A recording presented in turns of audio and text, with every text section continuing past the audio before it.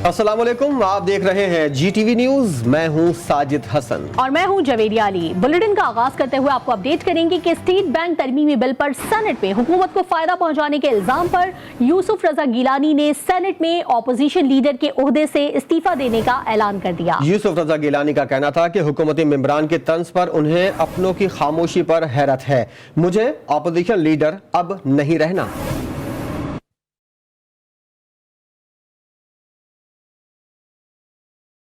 जब सेनेट में ये 27 जनवरी को आपने एजेंडा जो दिया, जो मेरा स्टाफ है उनको मिला कोई 11:50 मेरे घर पे पहुंचा 1 बजे। और मैं ये समझता हूँ कि इतना इम्पोर्टेंट एजेंडा, इसके लिए कुछ मौका मिलना चाहिए था। जितने पार्लियामेंट्री लीडर्स हैं आप एडवाइजरी कमेटी को बुला लेते, उस पर डिस्कशन कर लेते, उसके बाद आप ऑर्डर ऑफ द डे पर ले आते। मैं ये समझता हूँ कि जो role of the chairman and the speaker of the national assembly, they are the custodian of the house, they are not the custodian of the government. Speaker का और chairman senate का जो role है that is purely neutral, और उनको किसी तरीके से भी वो बायस नहीं होना चाहिए। जब वोटिंग हुई इसके बावजूद भी 30 मिनट्स के लिए आपने इजलास मुलतवी की। You facilitated the government, not the opposition. There are few ministers, all honorable ministers are sitting. अगर ये बात करें I'll be honored, मगर वो जिनकी credibility ना हो and who are turn courts, they are saying कि I helped the government and I'm saying by your vote they won, at least the credit should be given to you, not to me. धांधली हो रही है, धांधली नहीं होनी चाहिए।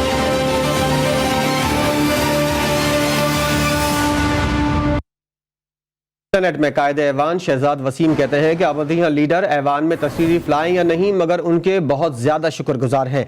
Senator Faisal Javed Khan ने कहा कि अपोजिशन लीडर साहब ने ऐवान को वजाहत दी, हालांकि बनती नहीं थी। फैसल जावेद खान ने कहा कि चेयरमैन सेनेट पर उंगली उठाने की शदीद अल्फाज में मजम्मत करते हैं।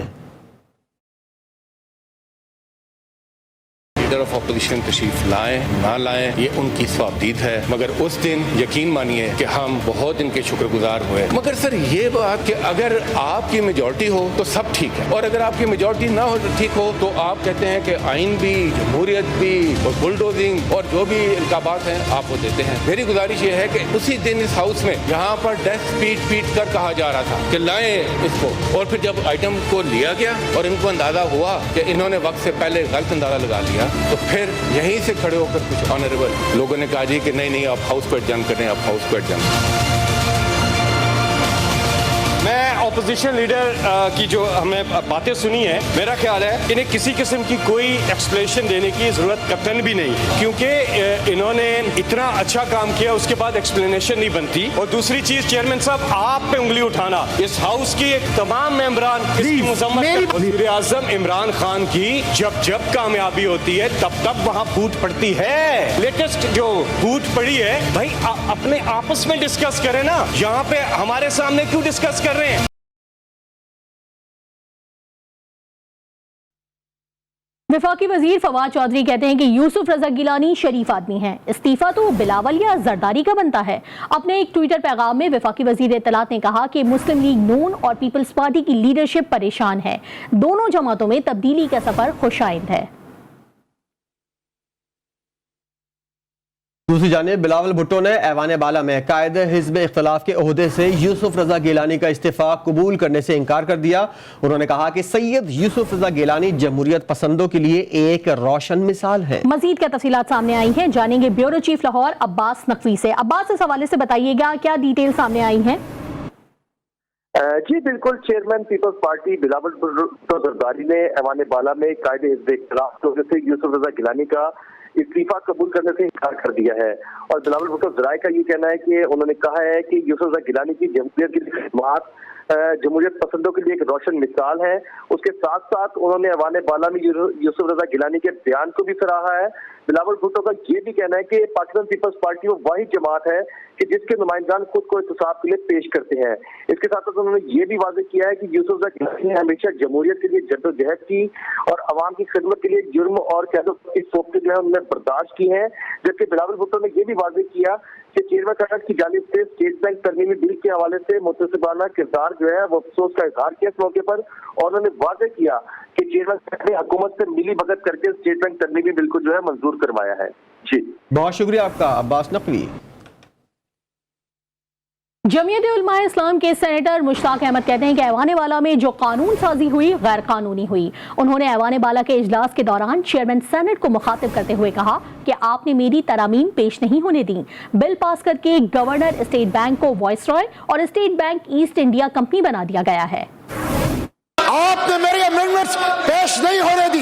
ये जो स्टेट बैंक का बिल पास किया है इन्होंने दरअसल स्टेट बैंक के बिल पास करने से स्टेट बैंक के गवर्नर को वाइसरॉय बना दिया, स्टेट बैंक को और आईएमएफ को ईस्ट इंडिया कंपनी बना दिया। मिस्टर चेयरमैन, आईएमएफ ने इनको दिया था। इन्होंने उस दिन जब ये बिल पास किया, ये ब्लैक डे था सेनेट के लिए, ये ब्लैक डे था पार्लियामेंट के लिए, ये ब्लैक डे था पाकिस्तान की आजादी के लिए।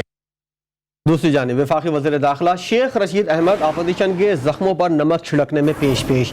रावलपिंडी में मीडिया से गुफ्तगू करते हुए वफाकी वज़ीर दाखिला ने कहा कि सेनेट से 3.5 साल में हुकूमत का कोई बिल या करारदाद नाकाम ना होने के बाद अपोजिशन को अब अंदाजा हो जाना चाहिए कि 15 अफराद अंदर से इमरान खान के साथ हैं। शेख रशीद अहमद ने कहा कि लॉन्ग मार्च और धरनों से कुछ नहीं होगा। अपोजिशन को ये ख्याल रखना चाहिए, ये 14-15 आदमी जो हैं ये अंदर से इमरान खान के साथ हैं। सेनेट के 3.5 साल कौमी असम्बली में कोई बिल, कोई करारदाद, कोई हुकूमत की फेल नहीं हुई। अपोजिशन को कहीं कामयाबी नहीं हुई। और अब ये अदम एतमाद की जो बातें कर रहे हैं, इसमें बंदे इनको लाने होते हैं। और ये ख्याल छोड़ दें, आना चाहते हैं। फजलुर रहमान को सबसे ज़्यादा शौक़ है, बाकी सब पार्टियों को संगीनी का, हालात की संगीनी का अंदाज़ा है। फजलुर रहमान साहब आए, शाम को आएंगे। मौसम कैसा होगा, कोरोना की एक लहर क्या होगी और हालात वाक़यात क्या होंगे, अभी 2 महीने पड़े हैं। और इंशाअल्लाह ताला नाकामी होगी। बिलावल कहता है वो आएगा और मौसम अबर आलूद होगा, कोई अबर आलूद नहीं होगा। बिलावल साहब आए, आप 27 को आए, मतला साफ होगा इंशाअल्लाह ताला। और 23 मार्च वाले भी शाम को आ जाएं। कोई सूरत हाल क्या होगी, 1.5-2 साल तो रह गए हैं। सदारती निज़ाम पर बहस के खिलाफ करारदाद सेनेट से कसरत राय से मंजूर कर ली गई। करारदाद सेनेटर रजा रब्बानी ने पेश की, जिस पर यूसुफ रजा गिलानी, शीरी मजारी ने दस्तखत किए। करारदाद के मतन में कहा गया है कि ऐवान 1973 के आइन के पेश करदा पार्लिमानी तर्ज हुकूमत का तहफ़्फ़ुज़ करेगा। कायदे आज़म ने पाकिस्तान के लिए वफाकी पार्लिमानी तर्ज हुकूमत का तस्वुर पेश किया था। इसके अलावा आज सेनेट के इजलास में मुख्तलिफ बिल्स भी पेश किए गए। सहाफ़ियों के समाजी तहफ़्फ़ुज़ से मुतल्लिक बिल भी ऐवान में पेश किया गया। इस बिल को protection of journalist and media professional तरमीमी बिल 2022 का नाम दिया गया है। बिल सेनेटर सलीम मानवी वाला ने पेश किया। चेयरमैन सेनेट ने बिल मुतलक़ा कायमा कमेटी के सुपुर्द कर दिया। वज़ीर आज़म इमरान खान से वज़ीर आला खैबर पख्तूनख्वा महमूद खान ने मुलाकात की। इस्लामाबाद में होने वाली मुलाकात के दौरान खैबर पख्तूनख्वा से तहरीक इंसाफ के अरकान कौमी और सूबाई असम्बली भी शरीक हुए। इस मौके पर वज़ीर आज़म ने तमाम मुंतखब नुमाइंदों को अवामी राब्ता मुहिम तेज़ करने की हिदायत करते हुए खैबर पख्तूनख्वा में बल्दियाती इंतखाबात के दूसरे मरहले में कामयाबी को यकीनी बनाने के लिए मकामी सतह पर कारकुनों को मुतहरिक करने का हुक्म दिया। सिंध में बल्दियाती इख्तियारात केस का फैसला कल सुनाया जाएगा। चीफ जस्टिस गुलजार अहमद कल अपनी मुद्दत मुलाजमत के आखिरी दिन MQM की दरख्वास्त पर फैसला सुनाएंगे। सुप्रीम कोर्ट ने 26 अक्टूबर 2020 को यह फैसला महफूज किया था। बल्दियाती इख्तियारात के लिए PTI और MQM ने अदालत से रुजू किया था। अदालत ने PTI की दरख्वास्त अलग रखते हुए MQM पटिशन पर फैसला महफूज किया था। जो कोई ना कर सका वो सिंध हुकूमत के बल्दियाती बिल ने कर दिखाया। माजी में कराची के सबसे बड़े हरीफ आज हलीफ बन गए। शाही सैयद की क़यादत में वफ़द की MQM के बहादुराबाद मरकज़ आमद। मुश्तरका प्रेस कॉन्फ्रेंस में शाही सैयद ने कहा कि कराची पर माजी में भी MQM का कंट्रोल था और आज भी है। कंट्रोल का मकसद कब्जा नहीं बल्कि उनकी अक्सरियत है। आइन के मुताबिक मकामी नुमाइंदों को इख्तियारात मिलने चाहिए। बल्दियाती बिल से मुतालिक MQM का मौक़िफ़ दुरुस्त है। खालिद मकबूल सिद्दीकी ने कहा कि माजी में सियासी जमातों को आपस में उलझाया गया। कराची की बेहतरी के लिए उठने वाली हर आवाज का साथ देंगे।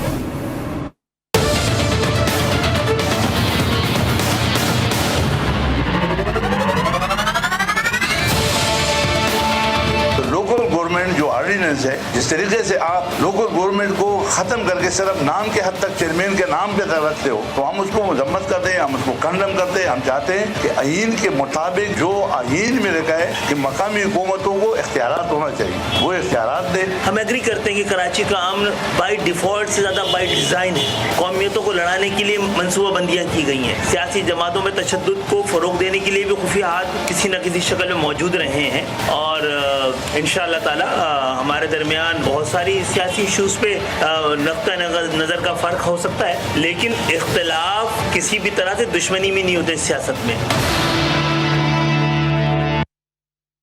कौमी असम्बली में कायदे हिज़्ब इख्तिलाफ शहबाज शरीफ कहते हैं कि राजा कमरुल इस्लाम समेत 16 मुल्ज़िमान की साफ पानी रेफरेंस में बरियत पर अल्लाह ताला का शुक्र अदा करते हैं। अपने ट्विटर पैगाम में उन्होंने कहा कि सियासी इंतकाम की धुन बतदरीज छट रही है और सच्चाई की रोशनी बढ़ती जा रही है। बहादुरी और साबित कदमी का मुजाहरा करने वाले साथियों पर फख्र है। कराची में नफरत अंगेज तकरीर के खिलाफ बरतानिया की किंगस्टन क्राउन कोर्ट में समाअत हुई। बानी मुत्तहदा अदालत में पेश हुए। बानी MQM पर दहशतगर्दी की दफात के तहत फर्द जुर्म आयद की गई। बानी MQM इल्जामात से इनकार कर चुके हैं। मुकदमे का ट्रायल तकरीबन 2 हफ्ते जारी रहेगा। कलअदम TTP की बुनियादें हिलने लगी। अफगानिस्तान में रूपोश TTP के कारिंदे आपस में गुत्थम गुत्था। पैसे की हवस और ओहदे के लालच में दहशतगर्द कमांडर रफीउल्लाह को जहन्नुम वासिल कर गई। जराए के मुताबिक दहशतगर्द रफीउल्लाह पाकिस्तान में मुताद्दिद दहशतगर्दाना कार्रवाइयों में मुलव्विस रहा।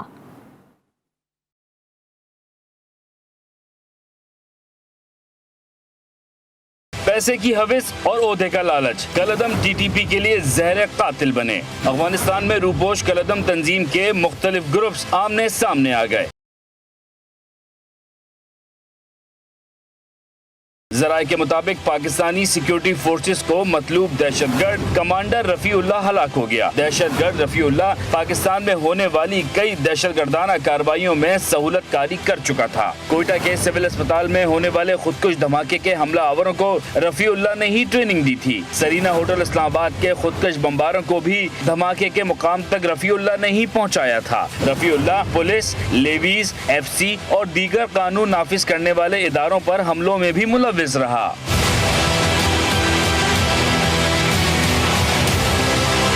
जराए का कहना है कि दहशतगर्द रफीउल्लाह रॉ, NDS, दाइश और कलअदम बलोच तंजीमों की मावनत में मुलव्विस रहा। रफीउल्लाह को खुदकश बम्बारों की ट्रेनिंग और बारूदी मवाद की एक जगह से दूसरी जगह मुंतकली का भी मास्टरमाइंड समझा जाता था। इसी काम के लिए रफीउल्लाह ने अपने कई कोड नाम रखे हुए थे, जिनमें वहाब, डॉक्टर और अहमद अब्दुल्ला शामिल हैं।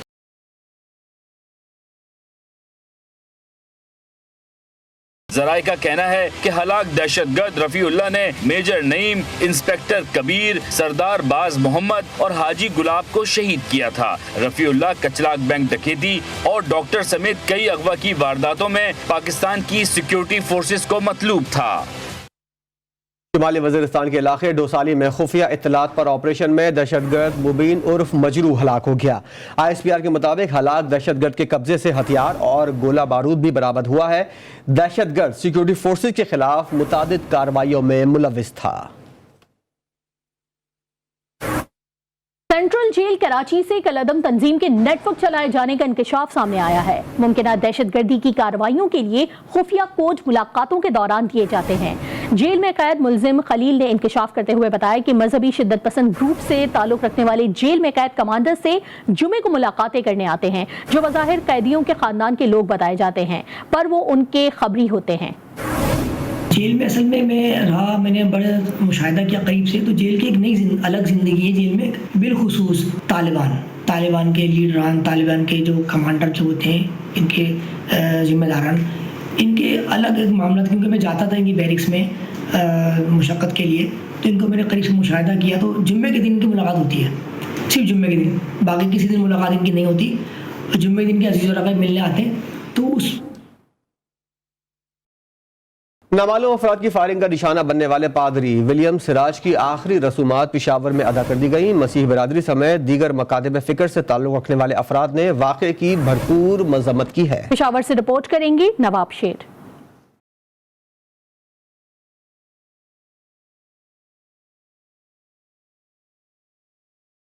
पेशावर में दहशतगर्दों के हाथों जान बहक होने वाले पादरी विलियम सिराज की आखिरी रस्मात अदा कर दी गई। गुवाहाटी चर्च में मसीह बरादरी समेत दीगर मकातिब फिक्र से ताल्लुक रखने वाले अफराद ने रस्मात में शिरकत की।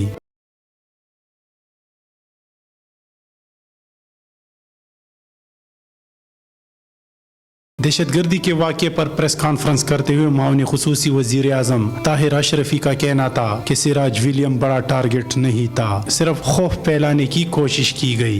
एक मुस्लिम आलम दीन को निशाना बनाया गया और एक मसीही रहनुमा को, तो इसका मतलब है उनका टारगेट जो है वो पाकिस्तानी है, उनका टारगेट कोई मजहब या मसलक नहीं है, उनका टारगेट कोई खाली एक फर्द नहीं है। पाकिस्तान तहरीक इंसाफ के रुकन कौमी असम्बली जमशेद तामस का कहना है कि ऐसे वाक़यात सिर्फ पाकिस्तान को बदनाम करने की साजिश है। मैं पुरजोर मज़म्मत करता हूँ। मैं ये समझता हूँ ये वाक़या जो है पाकिस्तान को बदनाम करने की एक कोशिश है और हमारे जो पादी साहब इसमें जिन्होंने इंतकाल किया है और जिनको टारगेट किया गया है, ये सिर्फ़ और सिर्फ पाकिस्तान को बदनाम करने की एक कोशिश है। आखिरी रस्मात में शरीक मसीह बरादरी का कहना था कि वो दहशतगर्दों को किसी सूरत कामयाब नहीं होने देंगे। पाकिस्तान में बसने वाली जो अक़लीतें हैं वो शायद सॉफ्ट टारगेट होती हैं, तो इसलिए हमें टारगेट किया गया है और बेशक ये मुल्क में इंतशार फैलाने की एक साजिश है। पादरी विलियम सिराज के कत्ल पर तमाम मकातिब फिक्र के उलमा ने सख्त मज़म्मत करते हुए दहशतगर्दों की फौरी गिरफ्तारी का मुतालबा किया है। कैमरामैन हसन खुर्शीद के साथ नवाब शेर, GTV न्यूज़, पेशावर। वज़ीर आज़म के दौरे चीन से मुतालिक बड़ी खबर सामने आ गई। वफाकी हुकूमत ने चीन, रूस और काज़ाकिस्तान से $5 अरब कर्ज लेने का फैसला कर लिया। ज़राए के मुताबिक इमरान खान चीनी क़यादत से $3 अरब कर्ज की दरख्वास्त करेंगे। चीन से मिलने वाले $3 अरब ज़र मुबादला के ज़खायर के लिए मुख्तस होंगे।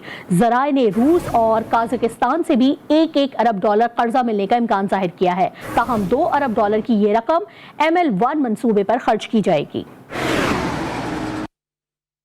और अच्छी खबर यह है कि वज़ीर-ए-आज़म इमरान खान ने पेट्रोलियम मसनूआत की कीमतों में इजाफे की समरी को मुस्तरद कर दिया है। वज़ीर-ए-आज़म ने अपने एक बयान में कहा है कि आवाम को महंगाई से बचाने के लिए हर मुमकिन कोशिश करेंगे।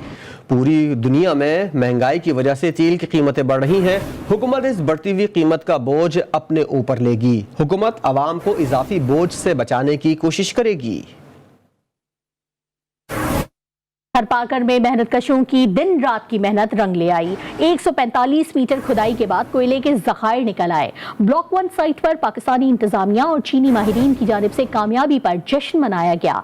वज़ीर आला सिंध ने भी कोयले के ज़खायर निकलने पर कौम को मुबारकबाद देते हुए कहा कि कोयले के मज़कूरा ज़खायर 5 अरब बैरल खाम तेल के बराबर हैं। हैदराबाद में आटे की कीमत मुल्की तारीख की बुलंद तरीन सतह पर पहुंच गई। 10 किलो आटे का थैला 820 रुपए तक में फरोख्त किया जा रहा है। नाजायज मुनाफाखोरी करने वालों के सामने इंतजामिया ने घुटने टेक दिए हैं। चक्की मालिकान का कहना है कि सिंध हुकूमत के चक्कियों के लिए मुख्तर सरकारी कोटा में चक्कियों को नहीं मिल रहा, जिसकी वजह से आटे के शदीद बहरान का खदशा पैदा हो गया है। स्कैंडल क्वीन अदाकारा मीरा को सेशन कोर्ट से रिलीफ न मिला। सेशन कोर्ट ने अदाकारा मीरा को अतीकुर रहमान की बीवी करार दे दिया। एडिशनल सेशन जज ने अदाकारा मीरा की तकजीब निकाह की अपील मुस्तरद कर दी। अदाकारा की अपील पर 3 बरस से समाअत हो रही थी। कुछ बात होगी आलमी वबा कोरोना की। पाकिस्तान में कोरोना के केसेस तशवीशनाक हद तक बढ़ने लगे हैं। 24 घंटों के दौरान मुस्बत केसेस की मुल्कगीर शरह 11.53% रिकॉर्ड की गई। एक दिन में 21 अफराद जान से भी गए, जिनसे अमवात की मजमूई तादाद 29,269 हो गई। NCOC के मुताबिक पेशावर में सबसे ज्यादा केसेस रिपोर्ट हुए। मर्दान दूसरे जबकि मुजफ्फराबाद तीसरे नंबर पर रहा। 24 घंटों के दौरान कराची के मुस्बत केसेस की शरह 21.79% रिकॉर्ड की गई। सऊदी अरब में कोरोना वबा में कमी के बाद अहम फैसले किए गए हैं। इन फैसलों की रोशनी में ज़ायरीन और मुतामिरीन इस साल मस्जिद नबवी में रमज़ानुल मुबारक के दौरान इज्तिमाई अफ्तारी कर सकेंगे। सऊदी अरब की मस्जिद नबवी के उमूर की निगरानी करने वाली एजेंसी ने मस्जिद नबवी में रवां साल रमज़ानुल मुबारक में इज्तिमाई अफ्तारी दोबारा शुरू करने का ऐलान किया है। कोरोना वायरस की वबा के बायस इज्तिमाई अफ्तारी पर 2 साल से पाबंदी आयद थी। Welcome back. खेल के मैदान से खबर यह है कि पाकिस्तान सुपर लीग में मुल्तान सुल्तान्स और कोयटा ग्लैडिएटर्स का मुकाबला जारी है। पहले खेलते हुए मुल्तान ने 4 विकेटों के नुकसान पर 174 रन बनाए हैं। शान मसूद ने 88 रन की शानदार इनिंग खेली। टिम डेविड 28 रन बनाकर नुमाया रहे। मोहम्मद हसनैन ने 2 खिलाड़ियों को आउट किया। कोयटा ग्लैडिएटर्स की टीम 175 रन के हदफ के ताक़ुब में इस वक्त मसरूफ है।